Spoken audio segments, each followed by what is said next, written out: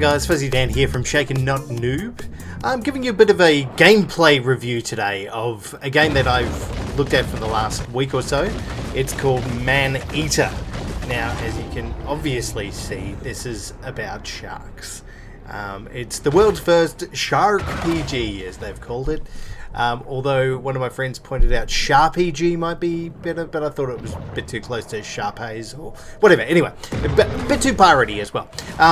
This game now, I'm giving you a look-see at the end game of what it's like to be a completely awesome killer shark. Now, at this stage, I have gone through everything. I am now a mega shark. And I have lots of superpowers, as you can see. I have all these different parts to your shark you can actually customize with different mutations. Now I have special fins, I have a special body. I've got these, I love these bioelectric fins that you've got. They basically turn you into electricity for a brief period of time and make you jump around the map. It's really fun when you do evasions. But essentially, this game you grow from a pup shark to a mega shark, traveling around eating everything that you can. There's lots of fish around that are just doing their thing. There's lots of other fish that are trying to eat you as well. There are much larger fish, which are pretty crazy. You get to a point in the end as well where you are actually fighting up against orcas and sperm whales. So they get pretty big and pretty menacing. Although I will say that they cap the levels out, right? They cap the levels out at 30. So level 30 is when you turn into a mega shark, and that is also as far as you will go. And some of these, like the apex predators that are around, like these apex killer whales or orcas, they get up to like level 45, right? But they're not actually, they don't actually make you feel in danger. I don't think there was ever a time when I was playing as a mega shark with all of my upgrades on that I ever felt like I was out of control of the game, which is kind of how you expect to be at that end level, but at the same time you'd still like a little bit of a challenge. Early in the game you do have to kind of pick and choose your moments. You have to go through, swim very carefully through some of the swamps that you're in, and they can be quite treacherous. As a small pup, you will get attacked quite frequently by fish that are much larger than you and will actually do some damage.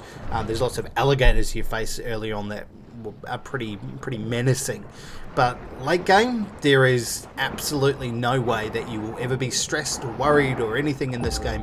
You are just literally the king of the ocean.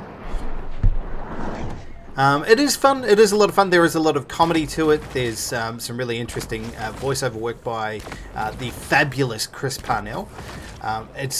He's kind of doing some narration to it, I suppose, because you are a shark. You're not talking, but it is, so it is trying to keep you engaged and interested in a different way. You can see here some of the superpowers that I'm using, my electricity powers, as I go around. Now, this is essentially, I'm at this stage now where I'm just going around and clearing the map of all of these. It's like more exploration and finding out things than anything else. So I'm going through and I'm literally just picking off all of these objectives. So this one here, you obviously have to consume a bunch of divers. But there's different challenges, like you'll go to a place and be like, eat 10 seals. But the seals will be guarded by a bunch of different sharks that will come and attack you if you're not careful. Again, I've never felt like I've got some special jaws and different mutagens applied to the body, which essentially mean that I regain health every time I bite onto something. So as long as you're attacking things, there's no way that you'll ever actually be overwhelmed. There's stages where, if you eat too many humans, you get attacked by hunters. And as long as you're continually eating the hunters or going down and grabbing some food, you're not in any danger. Like you just jump around and eat things and sit on top of the boat and eat some more things. There's a lot of eating involved in this game. You're a very hungry shark. but instead of like doing anything specific at this stage of the game, it's literally just bossing everything.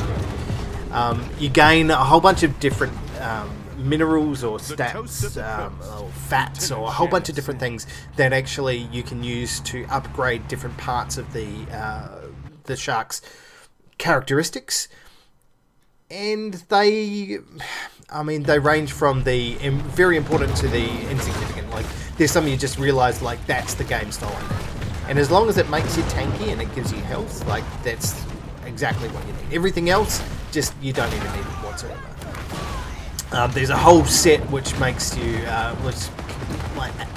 gives poison or applies poison to characters once you hit them with your tail or if you bite into them, and it's pretty much useless, just simply because the damage over time is negated by the fact that you're just losing, like, you lose all this health benefits that you have from the bone fins or the bioelectric stuff. Like, there's just the positives of it don't outweigh the negatives, and I think I found this setup to be really good. It's not, I will say, it's not exactly pretty as far as like making the shark look awesome. It's very unique, but I don't find it to be particularly interesting to look at. I will say some of these powers though, like the evasion moves, like especially for the electricity, looks really cool. It's just phasing in and out of reality. I mean, at this stage as well of the game, like, there is a thing where you level up and you get to different levels of bounty, and you face up against different bounty hunters, and they, once you defeat them, like I've just defeated this one, they give you different abilities. It takes a long time for those bounties to level up, though, which is a real problem. So at this stage, I'm at level 7 on the bounties, and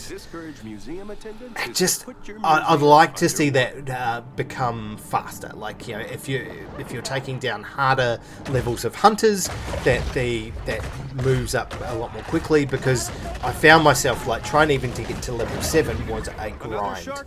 Now, they do keep your progress, so it's not like, as soon as the bounty goes away, that level drops back down. You do maintain the level of, progress within that bounty until you get to that next point. And so that's at least good. But, you can see here I'm at level 7. That took me a really long time. This is end game stuff now, so you can get through the entire game without having progressed through those bounties. It is highly recommended that you do, though, because there are some really good benefits to having done that. You can see here my shark, he's got some crazy eyes that's because of the head that I've got on there with all the bones around it. You can also shape the body, the fins, the tail, the teeth. There's a bunch of different options in there. So you really can customize your shark to your own particular play style. But again, it kind of comes down to what's going to give you the best benefit. And I think the best benefit in this game comes from damage reduction and also health. Like, as soon as there are many benefits to regaining health, and it's either on consuming your enemies or on biting into them. I think those are the two massive benefits that you will find in this game as far as the mutations are concerned. Here you go, here's level 45 sperm whale. So you'll see that it comes down to a chomp. Oh, there we go, there's a great white shark. They were quite menacing to start with, and now at this late stage of the game where I'm level 30, they are just absolutely nothing. So you can thrash them about and do all sorts of stuff. Again, the sperm whale, like, it's 15 levels above where I should be, so it should just be absolutely monstering me. But I think at this stage of the game, you are so well equipped with all sorts of different things that are going on that you could literally go on with any setup and you'd be pretty much fine.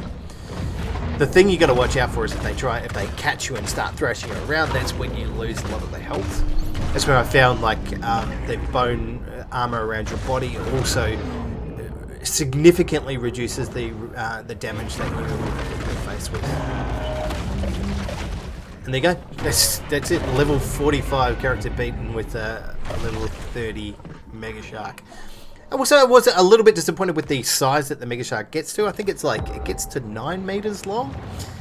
I kind of, like, it is a bull shark. It's 9 meters is still pretty bloody big. But in the context of the game, you know, it's a little bit cartoony. I would have liked to have seen a point where you get to where you're literally too big to fit into some of the places that you could before. It would have been pretty cool, but obviously they're size restricted. They want you to get into these tight little caverns and, you know, little tunnels that you go through, and anything bigger I think would really struggle to fit into all that space. It would have been cool to as well to have seen the level go beyond 35. So like once you get to a Mega Shark, that's it. All you're doing at that stage is you don't even need to eat the fish. If like I've upgraded all of my abilities and armor and all the rest of it, so I am now at the top cap that I can get for everything. So I just don't. There wasn't really much need beyond that sort of 100% completionist to actually go through this game. So some of the motivations once you've finished can be a little bit tiring and drag on a bit, but that's what this game's about, I suppose, is exploration and being a shark. If you're interested in that kind of thing, I think you're going to have a lot of fun with Maneater. I will say, I've gone through this. I've spent a significant amount of time. I'd say I'd spent 20 hours on this game, and I've enjoyed it. There have been some grinding moments, but apart from that, it's still a lot of fun. For more on Maneater and other games, check us out now on Shaken Not Nerd on Twitter, Facebook, YouTube or Instagram. Or you can find us now on your nearest podcatcher.